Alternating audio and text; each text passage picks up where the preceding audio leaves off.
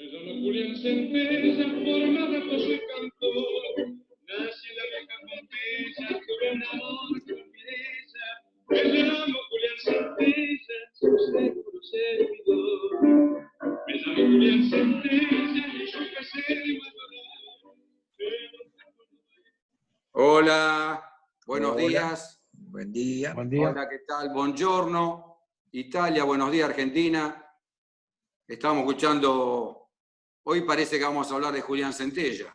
Sí, señor. Como nos decía esta milonga, interpretada por Di Sarli y Podestá, justamente Julián Centella. Y escrita por Julián Centella. Bueno, los amigos de la Facu Urbana, como muestra este app, vamos a decir app, es un dibujo hermoso que hizo nuestro amigo Sandro Cané de Bolonia. Hoy tenemos producción artística, Patricio. Producción artística.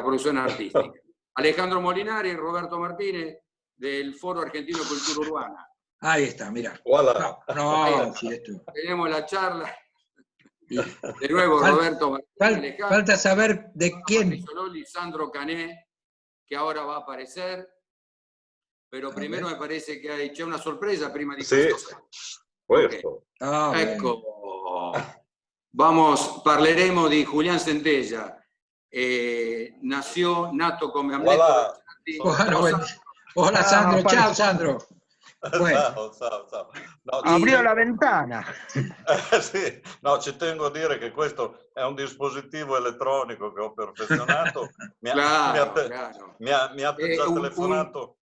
ha già telefonato Bill Gates, che è molto interessato a questa applicazione.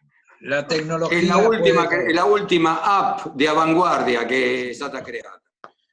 Bueno, parleremo di Amleto Vergiati, Julián Centella, un poeta extraordinario de Buenos Aires, el hombre gris de Buenos Aires. El hombre que inventó Buenos Aires, también le dijeron.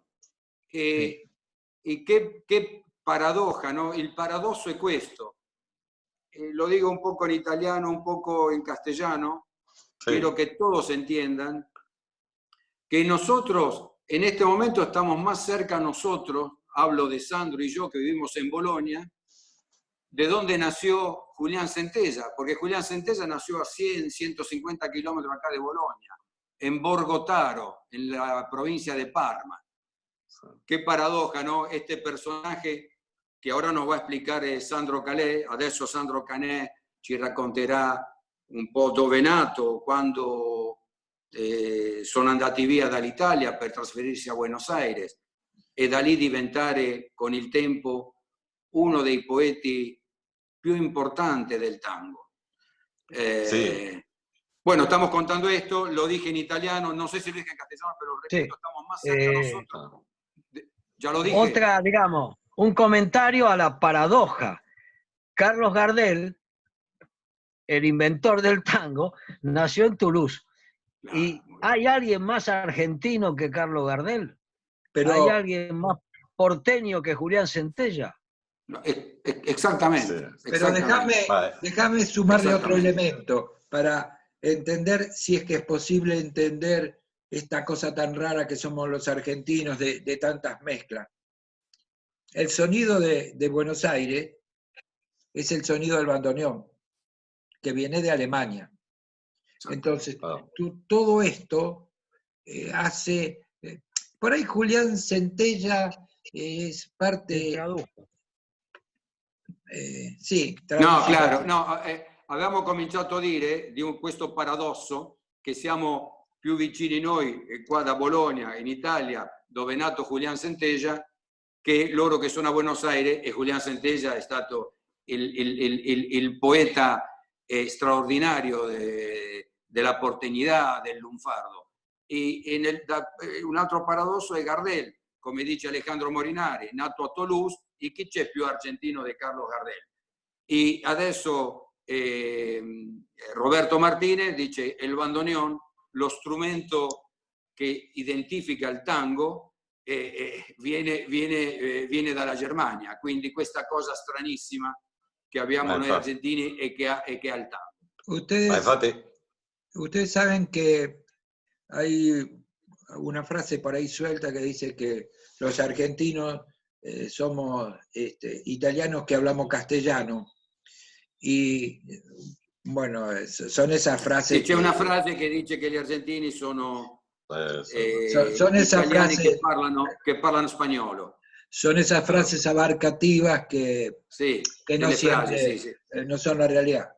Pero sin embargo, la paradoja, y seguimos sumando paradojas, es que nadie más porteño que ese italiano, que ese tanito que nació en Borgotaro. Entonces, por ahí, por ese lado sí se conferma eso. Sì, dice quindi quello che parleremo oggi, confermiamo tutti questi paradossi di questo tanito, di questo italianito che è nato qua in Borgo Valditaro e che a 12 anni arrivò a Buenos Aires e non è arrivato piccolissimo. Sono tanti 12 anni, è una cosa straordinaria questo fenomeno. Sì. Vediamo cosa ci racconta Sandro Canè, a ver lo che nos cuenta Sandro Canè. Aggiungo poco altro, se non proprio allinearmi con quello che diceva adesso Roberto, che è l'esempio eclatante proprio di questa integrazione spontanea e naturale che hanno per esempio gli italiani che arrivano là. E Vergiati, cioè Senteja, è un esempio classico. Arriva là a 12 anni, piccolo, con questa nave, il Conte Rosso, con i genitori e con tutta la famiglia. C'è anche un cagnolino, perché lui, lo scopriremo, è un amante sfegatato degli animali, questo cagnolino che si chiamava Cri Cri, e si integra... Aspetta che traduco un attimo, Sandro. Scusa. Ecco, Sandro Canè nos dice, bueno, que muchos saben en Argentina, no todo, entonces lo vamos a contar, que nace en Italia, en la provincia de Parma, como dijimos, hablamos de Amleto Vergiati, que después se convierte en Julián Centella en Buenos Aires, y llega con el Conte Rosso, con su padre, 2 hermanas. Conte Rosso era una nave. Conte Rosso, claro, es un barco que me parece que fue inaugurado en el 22 y el primer viaje que hizo me parece que fue ahí a Buenos Aires. Llegó él con su familia y un perrito. Que después veremos que Julián Centella amaba mucho los animales, tenía no sé cuántos gatos y perros en la casa.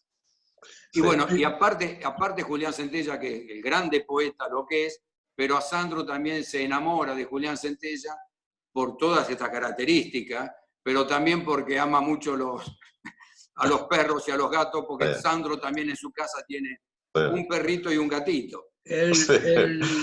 Hablar de Centella me parece que es poner la sensibilidad a flor de piel. Es imposible hablar de Centella sin emocionarse.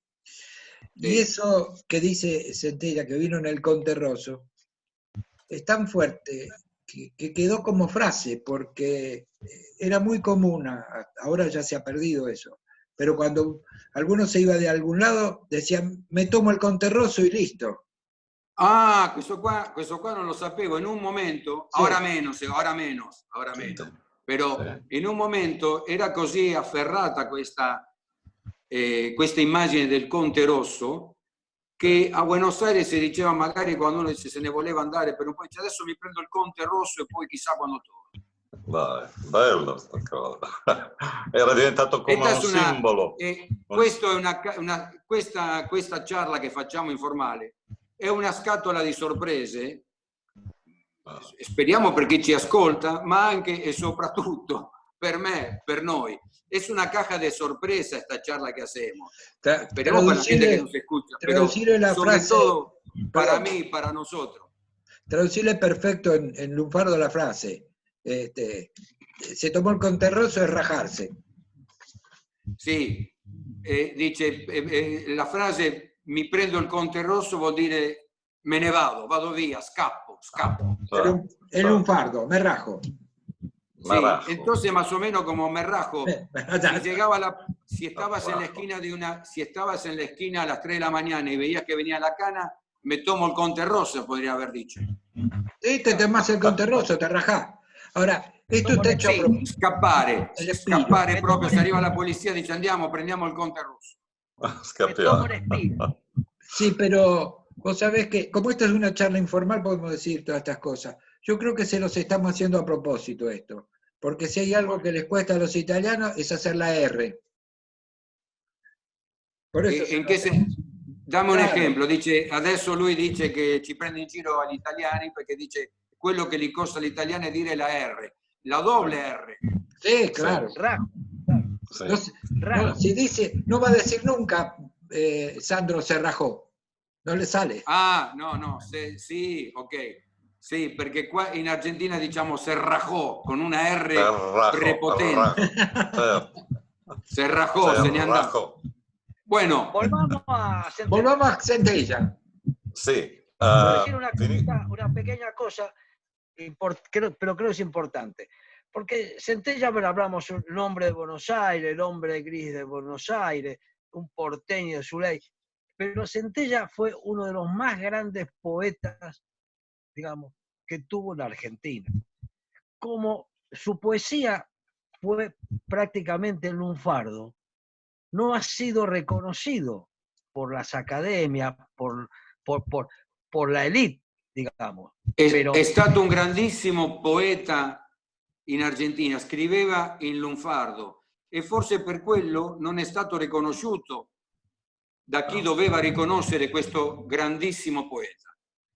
No aparece en las antologías poéticas cuando está al lado de González Tuñón, de Enrique Banch, de Jorge Luis Borges. Es decir, aunque parezca exagerado lo que digo, pero al escribir en el idioma del pueblo fue rareado, fue digamos... Cioè, sembra esagerato, ma non è per nulla esagerato metterlo vicino a questi scrittori che ha nominato prima, ma dice probabilmente, siccome scriveva in lunfardo, non solo anche, dopo vedremo che non solo, è stato come... Emarginato. Emarginato. Sí, lo que no escribió en lunfardo lo hizo en tangos, que para la academia es lo mismo. Esatto.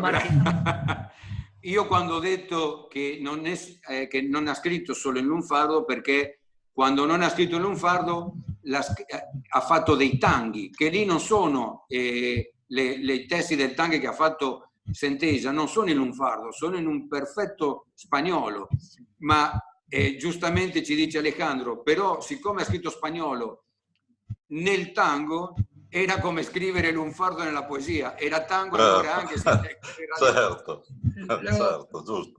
Julián Centella llega a la Argentina con 12 años, ¿verdad?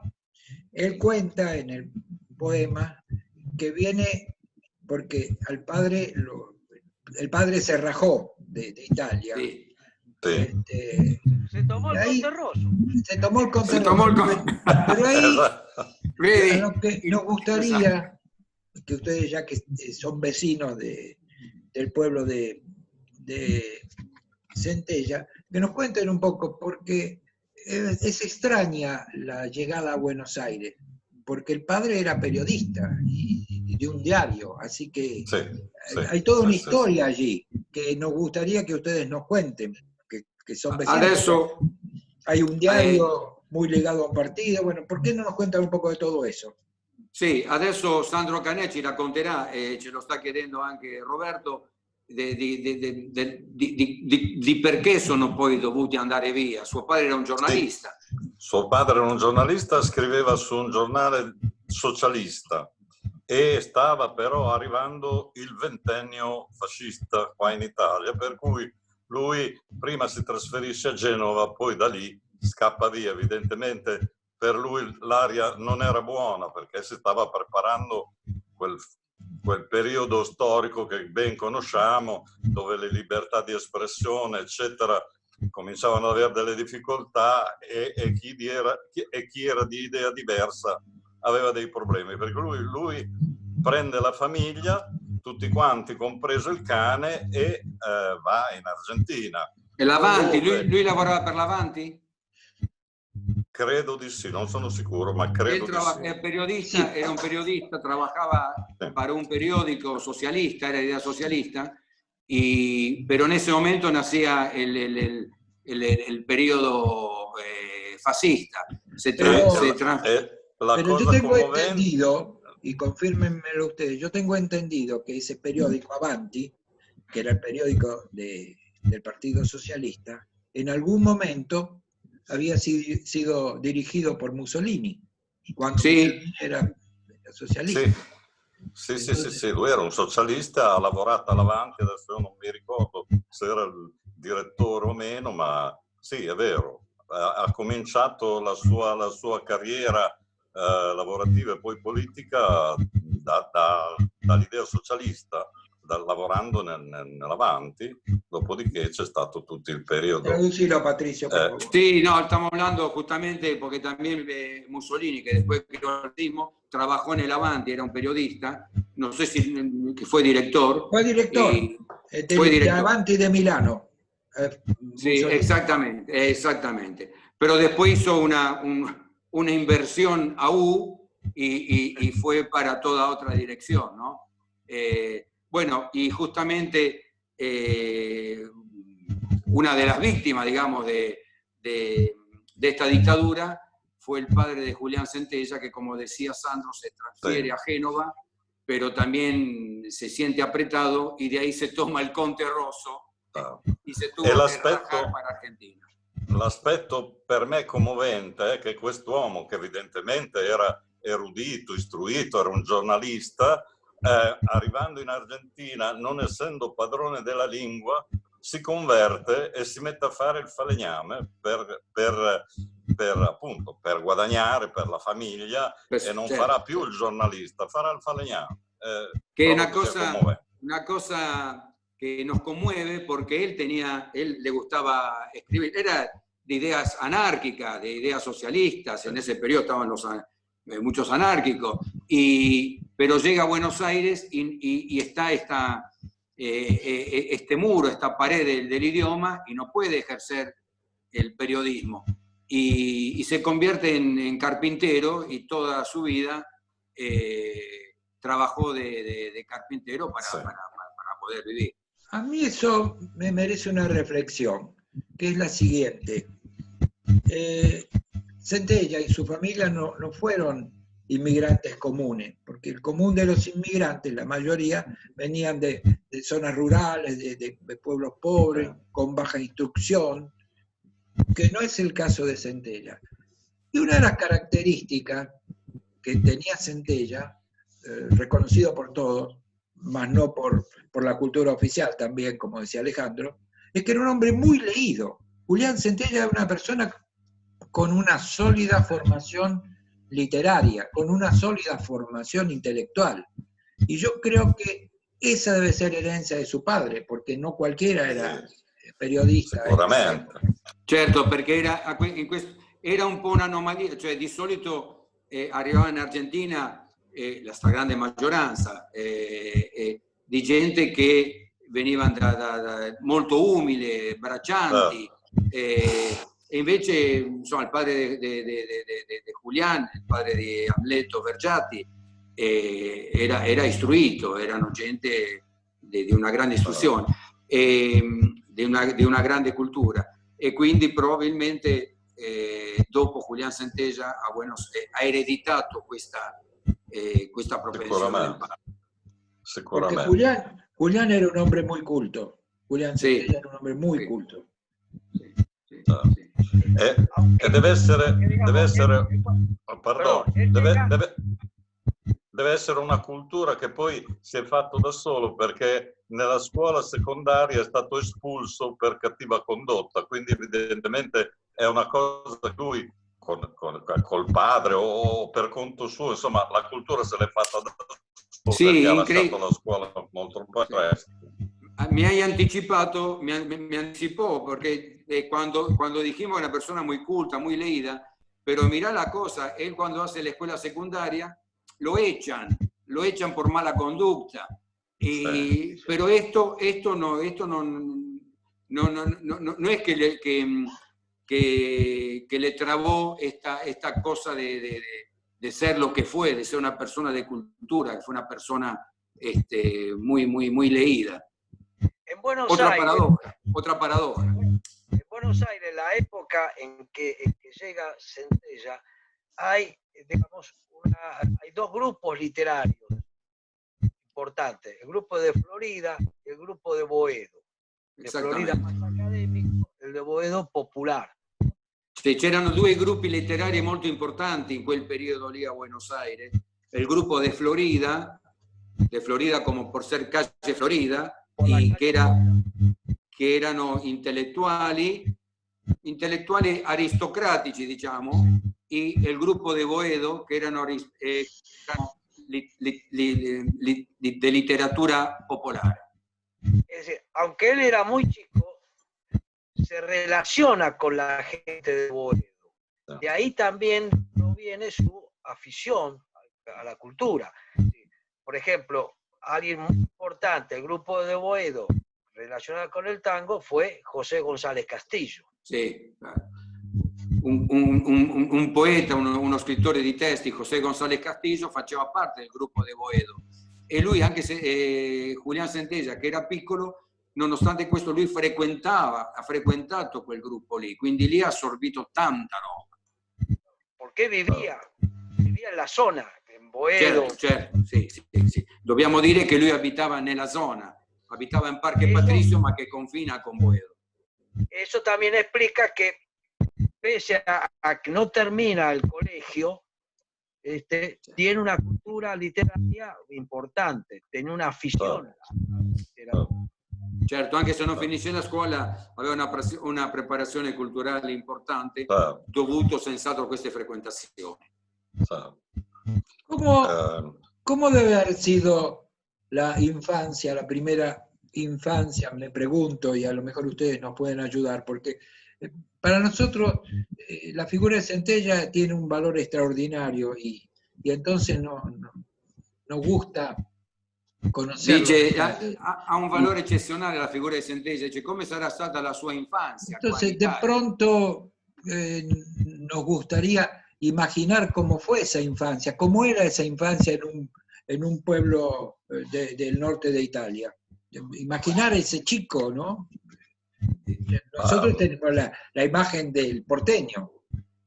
Queríamos saber un poco del Tanito por ahí, para completar datos sobre Centella. Come te lo puoi immaginare, Sandro? Un ragazzino che abitava in un paese prima del 20. Guarda, ti faccio un discorso esulo, cioè vado per un attimo nel personale. Individui come Centella hanno dalla nascita dentro una sorta, chiamalo come vuoi, o un demone o uno spasimo che evidentemente è indipendente dalla cultura, dalla scuola, dall'ambito. Dice, el personaje como Centella seguramente nacen que adentro tienen un don o un demonio, llamarlo como quiera, que es independiente de dónde nacen, de cómo nacieron. Quindi lui era già poeta senza saperlo, secondo me.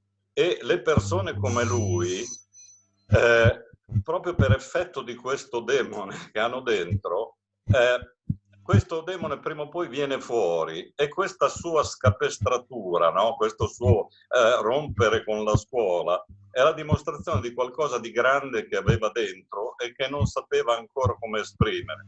Allora, l'infanzia l'infanzia di bambini come questi è apparentemente normale, ma già lì dimostra qualche cosa. L'esempio personale che ti faccio è questo. Io avevo evidentemente una istintiva passione per la musica. Quando ascoltavo la radio certi pezzi mi stranivo, mi commuovevo, tant'è che i miei credevano che fossi matto. Questo por ahí se entendió bastante, ¿no? Pero dice, no, pero traducilo. Era un chico, Traducilo. Sí, que habrá sido por ahí un chico normal, pero dentro tienen esta cosa que antes o después va a explotar. Y por ejemplo, explotó en la escuela, que él no quiso seguir mal la escuela, se comportaba mal, y que aparentemente, o sea, antes o después a estos personajes les llega lo que le va a tocar vivir. Sandro dice, una cosa personal de Sandro, que le gustaba mucho la música.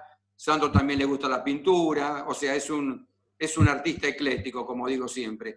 Y él dice, cuando escuchaba la radio cuando era chico, él se encandilaba, se dice en Argentina, me parece. O sea, se quedaba ahí escuchando y los padres decían, pero este que está loco, dice, no se mueve más, porque la música lo atrapaba y se quedaba congelado. Dice, en algún momento explota lo que tenés adentro. Así que probablemente, no sabemos, pero probablemente Julián Centella o Amleto Bersatti era un chico tranquilo o no, pero que todavía no le había llegado lo que después le llegó, y por fortuna nuestra, en Buenos Aires. En realidad, un poco la pregunta tenía que ver por aquello de que se dice que él hizo la primaria en el Colegio Lupi. El Colegio Lupi estaba no sé. Por eso, el Colegio Lupi estaba en Pompeya y ahí estudió, sí, seguramente ahí estuvo Mansi, entonces sí, por ahí lo relaciona. Pero la verdad que un chico de 12 años tiene que haber hecho parte de la primaria en Italia, no tengo dudas de eso. Entonces, sensato, seguramente. Claro, pero es como que no se notaba nada de esa influencia italiana en toda la obra de Centella, ¿no? Digo. O por ahí la influencia, no sé, influencia italiana a nivel de palabra, a nivel... De palabra, sí. Usa mucho el cuore, cuore. Sí, su sensibilidad sin duda tenía que ver con eso, pero no se manifestaba, porque mucha gente, inclusive nietos aún de italianos, se sienten como italianos, que hablan, pero él no, él era porteño puro. No sé si estás de acuerdo, Alejandro. Era 100% porteño. Sí, justamente. Una de las condiciones que han tenido la mayoría de los inmigrantes italianos que uno ha conocido es que a pesar de los años de vivir en Buenos Aires, seguían chapuceando el castellano, seguían hablando, en vez, Centella, digamos, habla el español tan perfectamente y lo escribe, que es un poeta que puede, digamos, tiene un manejo del idioma castellano. O sea, eso tiene que ver seguramente, como decía Roberto, con la familia, ¿no es cierto? Es decir, el nombre, o sea, Amleto es el personaje de Shakespeare. Sí. O sea, qué casualidad. El padre le pone, es decir, digamos, quizá el principal personaje es de una familia que seguramente era muy versada. Entonces, es decir, sì, ahí sì, no, è impressionante perché molti italiani che sono arrivati anche alla sua età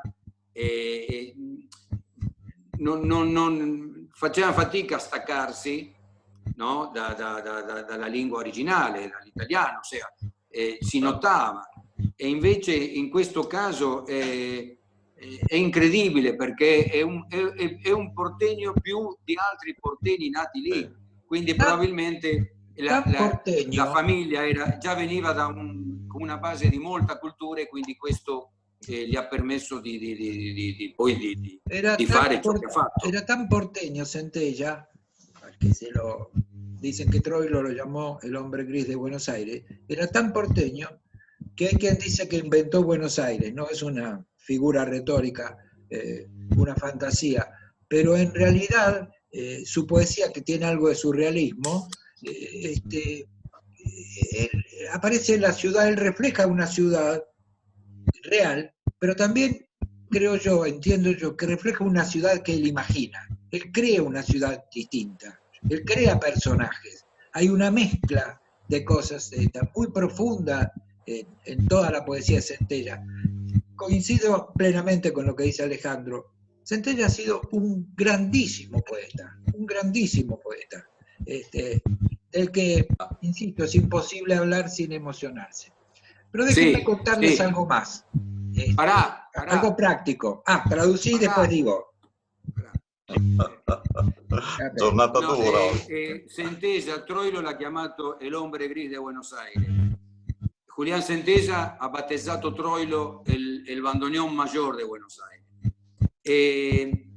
altri hanno detto in maniera retorica è l'inventore di Buenos Aires, ma sotto un certo aspetto ha creato una Buenos Aires immaginaria, come diceva Roberto, ma che tutti si identificavano. Esa Buenos Aires imaginaria, o lo que cuando habla de ese Buenos Aires imaginario, uso de nuevo esta palabra, de Centella, pero nosotros nos ubicamos ahí, la reconocemos, esa Buenos Aires de Centella. ¿Correcto? Déjenme decirle algo más. Estamos terminando el tiempo, se nos está agotando el tiempo. Ya terminó el tiempo.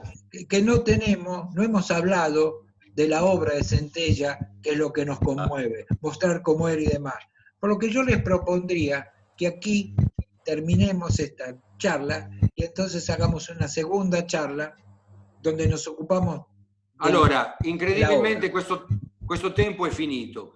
Finiamo qua e facciamo un'altra charla su Centella, che parleremo e reciteremo qualche poema di Julián, qualche tango che lui ha messo il testo, e quindi per ora adesso ci lasciamo con, e riprendiamo, faremo un'altra charla di nuovo con Julián Centella.